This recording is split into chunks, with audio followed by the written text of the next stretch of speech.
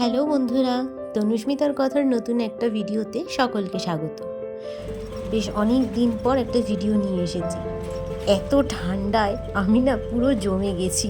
সত্যি কথা বলতে একটুখানি যে এডিট করব সেটাও আর ইচ্ছা করছে না। যেটুকু সময় পাচ্ছি কাজের ফাঁকে ওই লেপ কম্বলের মধ্যে থাকতেই বেশি ভালো লাগছে।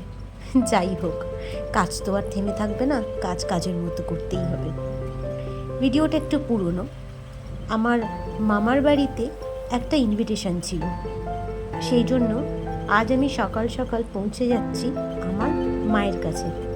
কারণ ভাইয়ের অফিস আছে, ভাই যেতে পারবে না আজকে, সেই জন্য মাকে নিয়ে আমি যাব। তাই সেই মতো সকাল সকাল আমি মায়ের কাছে চলে এসেছি।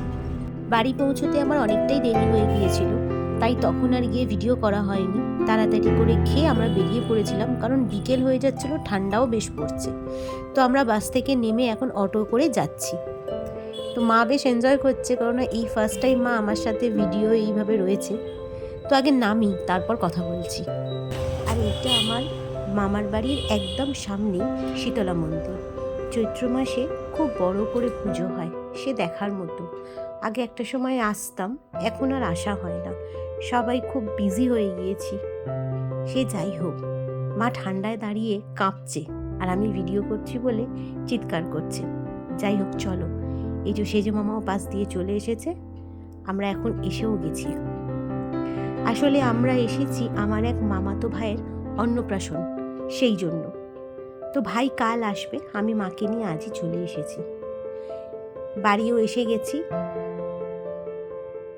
এসেই মায়ের শুরু হয়ে গেছে আমার সেজো মামিকে খ্যাপা। এবার একটু ফ্রেশ হইনি, একদম কাল সকালে তোমাদের সাথে দেখা হচ্ছে। এই হচ্ছে সেই ভাই যার আজকে অন্নপ্রাশন, ওর নাম রিজ্জল। আমার মায়ের ছোট কাকার 2 ছেলে, এটা বড় ছেলের ছেলে। আর এখানে যাদের দেখছো, এরা সবাই আমার মামিমা হয়, মাসি হয়। এখন আলাদা করে তো সবাইকে বলতে পারবো না, যাদের যাদের সামনে দেখতে পাবো নিশ্চয়ই বলবো। এখানে চলছে এখনো গায়ে হলুদ। আসলে আমাদের বাড়িতে নান্ডি মুখেরও ব্যবস্থা ছিল, কিন্তু আমার এক দিদা মারা যাওয়ায় ওদের কালা অসৌচ পড়ে গেছে, তাই জন্য নান্ডি মুখটা হবে না, বাকি সবই হবে। এটা অবশ্য ঠাকুর মশাইয়েরই বিধান।